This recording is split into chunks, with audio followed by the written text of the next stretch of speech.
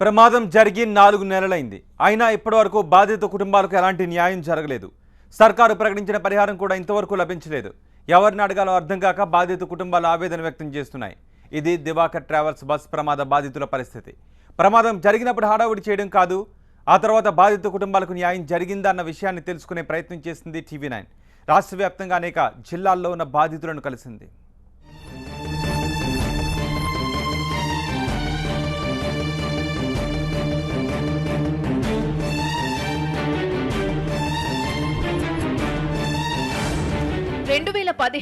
ఫిబ్రవరి 27 సమయం తెల్లవారుజామున 3 గంటలు. కృష్ణా జిల్లా పెనుగంచిప్రోలు మండలం ముళ్లపాడు. మితిమీరిన వేగంతో దూసుకొచ్చిన దివాకర్ ట్రావెల్స్ కు చెందిన బస్సు కల్వర్ట్లోకి దూసుకెళ్లింది. నిద్రలోనే 10 మంది ప్రాణాలు కోల్పోయారు. 30 మంది గాయాలతో బయటపడ్డారు. ఇది అత్యంత విషాదకరమైన ఘటన.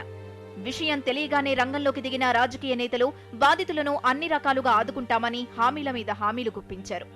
చనిపోయిన వారి కుటుంబాలకు ఒక్కొక్కరికి 5 లక్షల చొప్పున సర్కార్ పరిహారాన్ని ప్రకటించింది.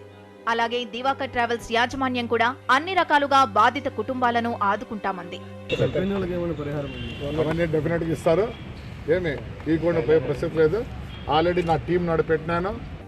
ప్రమాదం జరిగి 4 నెలలైంది. ఇప్పటి వరకు బాధిత కుటుంబాల గురించి పట్టించుకున్న వారే లేరు. వారికి ఇస్తామన్న పరిహారాన్ని కూడా ఇప్పటి వరకు చెల్లించలేదు. ఎవరిని అడగాలో ఎక్కడికెళ్లాలో కూడా తెలియక సతమతమవుతున్న బాధితులను కలిసింది టీవీ9. విజయవాడ భవానీపురంకు చెందిన షేక్ బాషా కూడా ప్రమాదంలో చనిపోయాడు.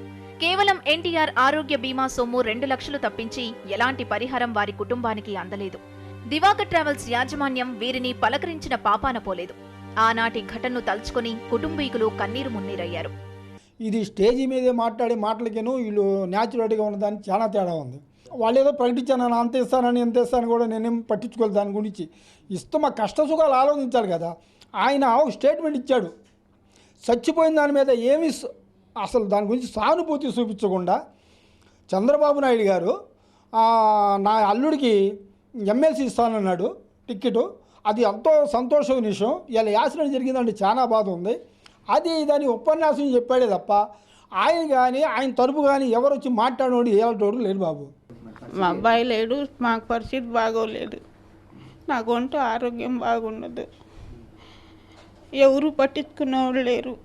ఒకటి చనిపోయాడు, ఒక కుటుంబం బాధపడట్లా. మేము 4 అక్కా చెల్లెలు బాధపడుతున్నాం, మా నాన్నగారు బాధపడుతున్నారు. మేమందరం రోడ్డును పడ్డాం. ఇవాళ వాడొక్కడు లేకపోతే రోడ్డు పడ్డాం. వాళ్ళకే బాధ లేదు. వాళ్ళు కోట్లు సంపాదించుకుంటున్నారు, వాళ్ళు బాగానే ఉన్నారు. వేగంగా పంపించి బస్సులు పంపించి పొట్టను పెట్టుకున్నారు, బాగానే ఉన్నారు. వాళ్ళు ఏంటి అలా ఉన్నారమ్మా మీరు అని అనుకోవట్లేదు. మా ఇంతమంది అందరినీ బాధలు రోడ్ల మీద పడేశాడు. మమ్మల్ని ఆ దివాకర్ ట్రావెల్స్ మా బతుకులన్నీ రోడ్డు మీద పడేశాడు. శ్రీకాకుళంకు చెందిన తులసమ్మ కూడా ఇదే ప్రమాదంలో కన్నుమూసింది. కూతురిని కాపురానికి పంపే క్రమంలో ఆమె చనిపోయింది. ఈ ప్రమాదంలోనే ఆమె కుమార్తెకు అల్లుడికి కూడా గాయాలయ్యాయి. ఇన్నాళ్లైనా తమకు న్యాయం జరగలేదని తులసమ్మ కుటుంబ సభ్యులు వాపోతున్నారు. ప్రభుత్వం స్పందించి ఆ ట్రావెల్స్ నుంచి ఏమైనా కాంపెన్సేషన్స్ ఇప్పిస్తే బాగుంటుందని మేము అనుకుంటున్నాం. అలాగే గవర్నమెంట్ ప్రకటించినటువంటి చంద్రన్న బీమా మాకు ఇంతవరకు అయితే అందలేదు. యాక్చువల్గా అయితే చంద్రన్న బీమా అనేది 1 మంత్లో రావాలి, ఇన్సూరెన్స్ కానీ ఇంతవరకు రాలేదు. యాజమాన్యం నిర్లక్ష్యం కూడా చాలా ఎక్కువ ఉందండి. అవి ఏంటంటే తాత్కాలికంగా మాత్రమే ఏవో చెప్తారు, ఆ క్షణానికి తప్పించుకోవడానికి తప్పించి, కానీ పనులు అయ్యేటప్పటికి మాత్రం ఏ పరిస్థితుల్లో సక్రమంగా కొద్దిగా వేగంగా జరిగేటట్టు ఎవరూ చూడటం లేదండి. ఎప్పుడో ఇస్తారంటే అవసరాలు ఎప్పుడు ఇవ్వనప్పుడు ఎప్పుడో ఇస్తే తర్వాత ఏముంది, ఇచ్చినా ఇవ్వకపోయినా ఒకటన్నట్టుగా ఉంటుంది. దివాకర్ ట్రావెల్స్ లో క్లీనర్ గా పనిచేస్తున్న గుంటూరు జిల్లా గణపవరానికి చెందిన పృథ్వీ కూడా ఆనాటి ప్రమాదంలో చనిపోయాడు.